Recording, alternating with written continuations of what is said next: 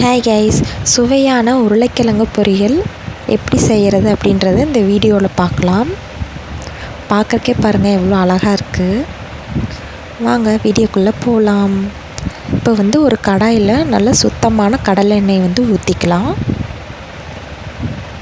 அதில் கடுகு போட்டுக்கோங்க. கடுகு, கடலைப்பருப்பு, உளுந்தப்பருப்பு, அப்புறம் கருவேப்பிலை, வரமிளகா ஒன்று போட்டுக்கோங்க.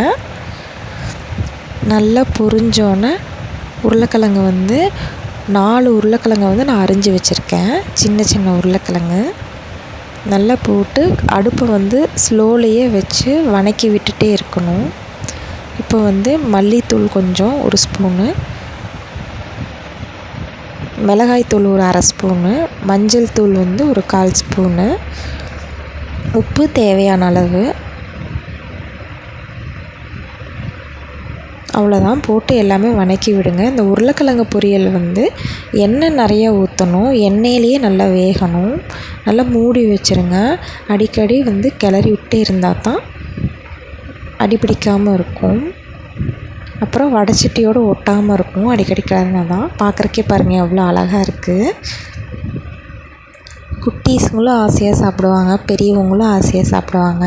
எல்லா சாப்பாட்டுக்கும் கடிச்சிக்கிறதுக்கு ஃபேவரட்டான ஒரு பொரியல் அப்படின்னா அது உருளைக்கிழங்கு பொரியல் தான்.